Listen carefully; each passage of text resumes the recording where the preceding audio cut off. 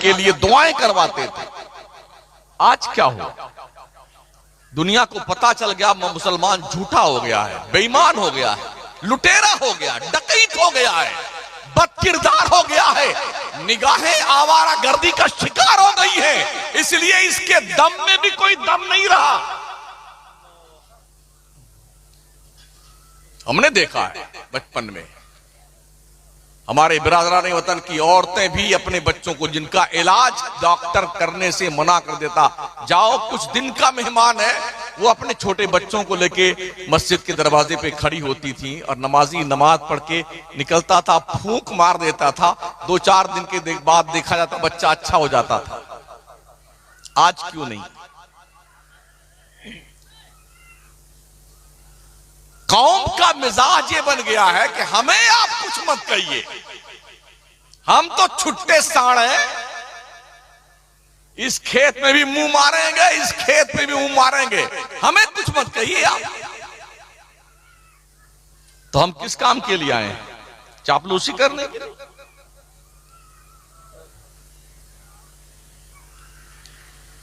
आपकी दावत खाने आए इतनी दूर से हम? हमारे पास जन्नत का टिकट नहीं है और किसी के बाप के पास भी जन्नत का टिकट नहीं है। कान खोल के सुन लो, कोई पीर साहब, कोई मौलाना साहब, कोई हजरत हुजूर साहब जो है ना आज की तारीख में, कोई जन्नत का जिम्मेदार नहीं है।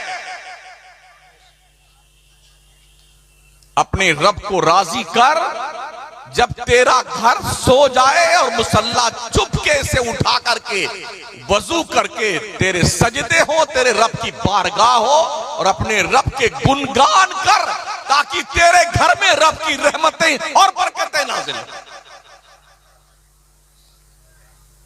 अब परेशान जब होता है ना मुसलमान, हजरत कोई तावीज बना दीजिए। बाराई शरीफ गए तो हमने देखा गाजी मियां सरकार के दरवाजे से लेके मजार तक इतना धागा, चूड़ी, ताला और नाड़ा, रिबान और फीता, जने क्या क्या बांध रखा मर्दूदों ने। क्या ये अल्लाह वालों की जालियां इसी काम के लिए हैं। गरीब नवाज सरकार का उर्स, संगे मरमर की जालियां आप जाके देखें ना, ऐसा बर्बाद कर दिया है लोगों ने। अच्छा, ताला को चाबी ले जाकर के उसमें ताला मार के औरतें आती हैं। जब हमने इसका पूछा क्या मामला है, बोले अपनी मन्नत बांध के आई है। मन्नत को ताला कुंजी से बांध कर आई है। मतलब ये कि जब मन्नत पूरी होगी तो अपना ताला फिर खोलने भी जाएगी। क्या लॉजिक है यार, जो बाउंसर जा रही है। हमारा अकीदा तो ये, अल्लाह वाला हमारी नियतों को जानता है। हम जो सोचते हैं अल्लाह के नेक बंदे उसे भी जान लेते हैं। ये ताला कुंजी और धागा और रिबन और जी कुछ खत लटका के आते हैं। हाँ, इतना बड़ा पर्चा भी देखा हमने, उसमें कुछ अर्जियां लिखी हुई हैं, अपनी तरफ से खत लिखा ख्वाजा साहब के नाम का, और उसको ही लटका के आई है उसमें जाली ने। जब खुद ही पहुंचे हो गरीब नवाज के आस्थाने पे, तो ये खत लटकाने की क्या जरूरत है? अभी 11वीं शरीफ में बगदाद शरीफ था, गौस पाक के आस्थाने पे मखसूस शब जो 11वीं की थी, हजरत सरकार गौसे पाक के आस्थाने करम के सामने बहुत बड़ा सहन है। हिंदुस्तान पाकिस्तान के मुसलमान और मर्द, औरतें और पीर और पीरानियां, हर एक पीर 100-100, 150-200, 50 औरतों को, मुरीदा को लेकर के पहुंचा हुआ था वहां पर जी। गौस पाक के मेन गेट के सामने पूरी रात कोई 50 चिराग जलाकर बैठा हुआ चिराग देख रहा है, कोई मोमबत्ती जला के मोमबत्ती देख रहा। अरे हमने कहा बेगैरत तो तुम्हें हो क्या गया है? दरियाए रहमत के पास पहुंच करके अपना चिराग देख रहे हो तुम। आफताबे विलायत का दर खुला हुआ है, उधर नहीं, यहां पीर साहब लिए बैठे हैं 25-50 मुरीदा को, सबको चिराग दिखा रहे हैं। एक ट्रैक्टर की लॉरी भर करके उस रात में लोगों ने चिराग और मोमबत्ती जलाया गौस पाक के आस्थाने पे। क्या है ये? दिल के फफूले जल उठे सीने के दाग से, इस घर को आग लग गई घर के चिराग से।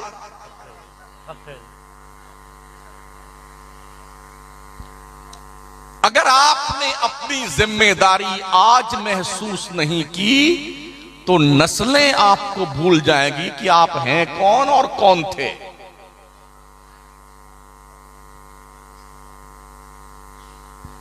अपनी नस्लों की तरबियत कीजिए, और नस्लों की तरबियत करने के लिए आपको कुछ एहसास करने की जरूरत है।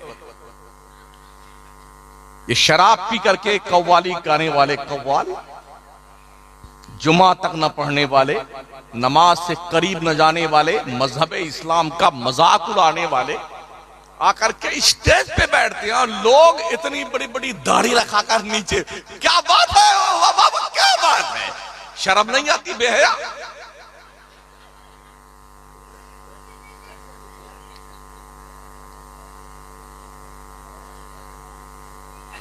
एक दौर था जब नाचने वालों को मुआशरे में कोई इज्जत नहीं दी जाती थी।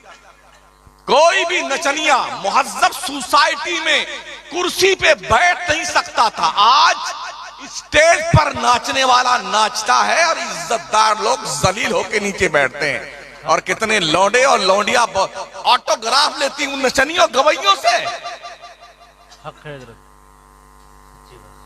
सोचिए आप कहां थे और कहां पहुंच गए, जिल्लत के खड्डे में गिरे हुए।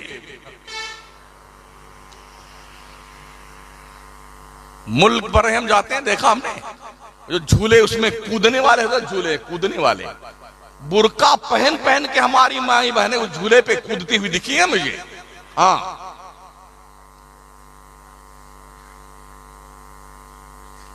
मुआशरे में सुधार कैसे आएगा? इस्लाम का कुछ तकाजा तो है ना आपसे। अगर आप मुसलमान हैं तो इस्लाम का कुछ तकाजा है आपसे। वो तकाजा ये है, आप जिस सोसाइटी में रहते हैं वो सोसाइटी एक मुहज्जब सोसाइटी होनी चाहिए। ग्रेजुएट, पढ़ी लिखी, बड़ों की इज्जत करने वाली, छोटों से प्यार करने वाली, सच बोलने वाली, फैसले सही करने वाली एक ऐसी सोसाइटी का मुतालबा इस्लाम करता है मुसलमानों से। आज हमारा नौजवान तबका जुआ, सट्टा, शराब, नाम बदल बदल करके कि ये विस्की है जी, ये जौ का पानी है, रेड बुल पीता है। पीले बेटे पीले, जब तुझे जहन्नम का अंगारा पिघला के पिलाया जाएगा तब तुझे पता चलेगा। अभी तेरे को एहसास नहीं जवानी के नशे में चूर है ना। ये भी ध्यान रखना। और जवानों और बूढ़ों, क्या तुमने पैरालिसिस होते हुए इंसानों को नहीं देखा है? हमारी शहर में, हमारी मस्जिद के खजांची महोदय, दो भाई, बंटवारा हुआ, एक दुकान उसको उधर मिली, इनको एक दुकान इधर, दोनों बीमार चल रहे थे सर, और रोज लड़ते थे दिन में 2 मरतबा दोनों भाई की। इसने 1 इंच इसने ज्यादा ले लिया, उसने कहा 1 इंच इसने ज्यादा ले लिया। गुज़िश्ता तकरीबन 10 से 12 साल से दोनों लड़ते रहे। पिछले जुमेरात को एक भाई इंतकाल हुआ, बाद वाली जुमेरात आई तो दूसरा तशरीफ ले गया। हाँ, और दोनों की कब्र आस पास बनाई गई। हमने कहा अल्लाह कहीं अब ये इधर भी जगह न करने लग जाए दोनों। उधर तो लड़ते रहे 1 इंच की जमीन के लिए।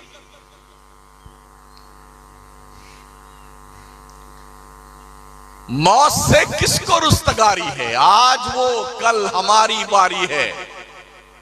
हमने जवानों को भी मरते देखा है, बच्चों को भी मरते देखा है, और बूढ़ों को भी मरते देखा है। मौत किसी पे रहम नहीं खाती है।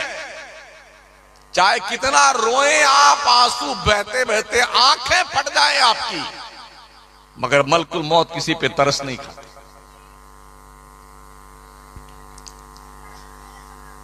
किसी की बात आप नहीं मानते ना, एक दिन ऐसा आएगा कि आप फिर चिल्ला चिल्ला के मानना चाहेंगे लेकिन आपकी न मानी जाएगी। हक है, सच्ची बात है। कुरान मुकद्दस उठाइए, अल्लाह फरमाता वअनफिकू मिम्मा रज़क़नाकुम मिन क़ब्लि अन यातिया अहदकुमुल मौत। अल्लाह की दी हुई रोजी में से अल्लाह के रास्ते में कुछ खर्च किया करो, इससे पहले कि तेरी मौत आ जाए। और जब मौत आती है और मलकुल मौत का आता है फरिश्ता अजल, तो वो मरने वाला क्या कहता है? फयक़ूल रब्बी लौला अख़रतनी इला अजलिन करीब। अल्लाह थोड़ी देर के लिए मलकुल मौत को रोक दे, थोड़ी देर के लिए रोक दे। शक्ल देखता ना मलकुल मौत की तो सारी कबड्डी भूल जाता आदमी। हाँ, जिस तरह से किसी के नाम का वारंट जारी हो जाए और पुलिस वाले की शक्ल देख करके आदमी कहां कहां छुपता फिरता नहीं फिरता है। अरे पुलिस आ गई, पकड़ ले जाएगी, वारंट जारी हुआ हमारे नाम का, वहां छुपता है जहां बकरी बांधी जाती है। लेकिन जब पुलिस ईमानदारी से काम करने लगती है तो क्या कोई बचता है मुजरिम? ये अलग बात है कि हमारे मुल्क में 100-100 रुपए पे लोग नजरअंदाज कर देते हैं।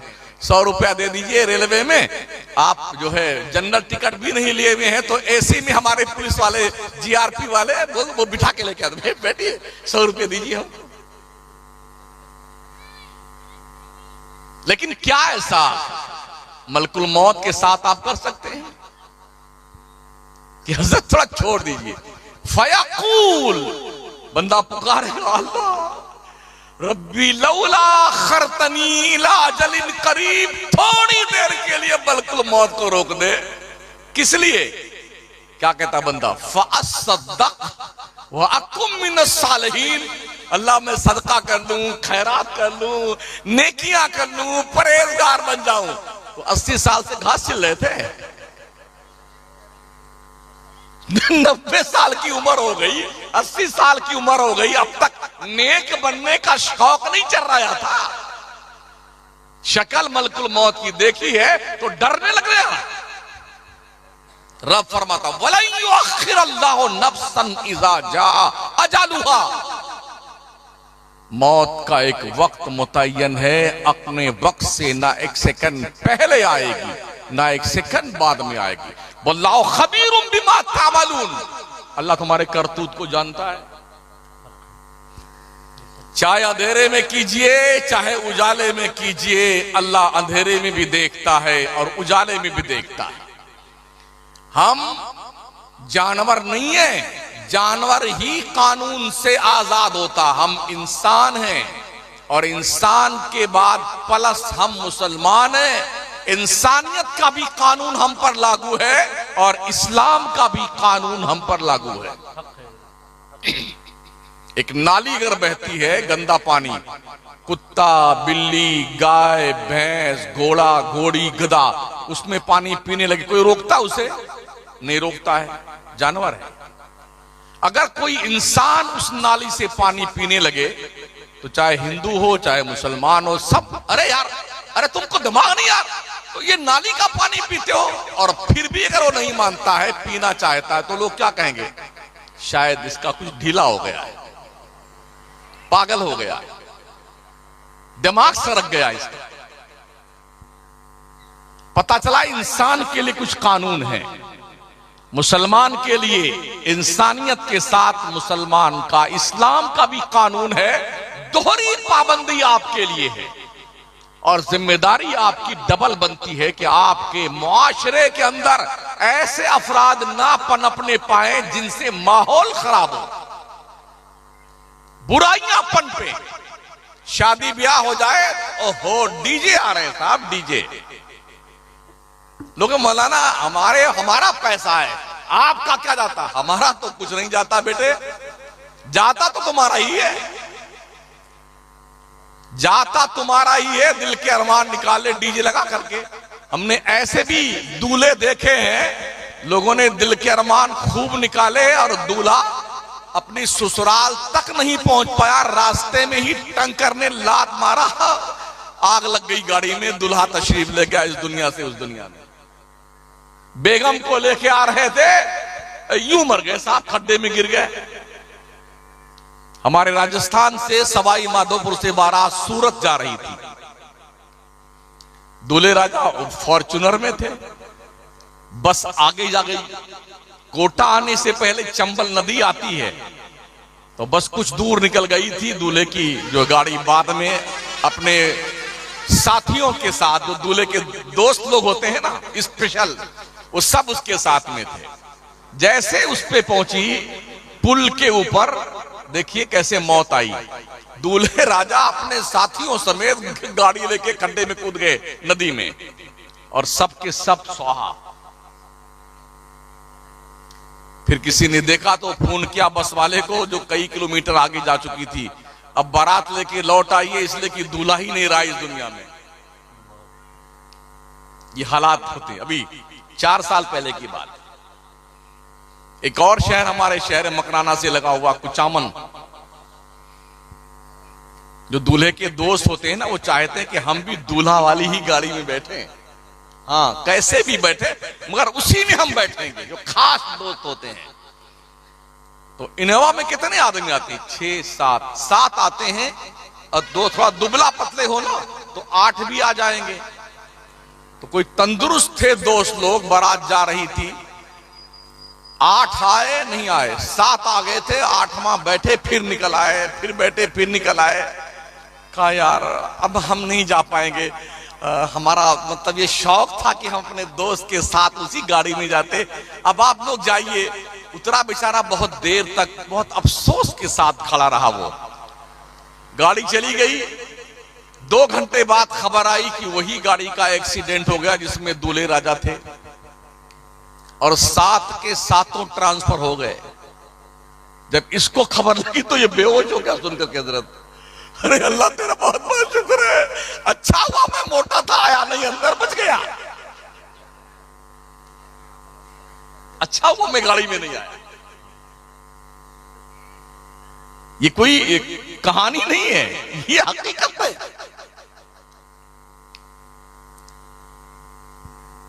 इसलिए हमें बहुत कुछ सोच करके जिंदगी गुजारने की जरूरत है। डीजे ला करके आप क्या बताना चाहते हैं? हमारे शहर मकराना में कोई डीजे ला के बताए, उसकी ऐसी तैसी कर दी हम लोग। किसी का बाप निकाह नहीं पढ़ाएगा उसकी।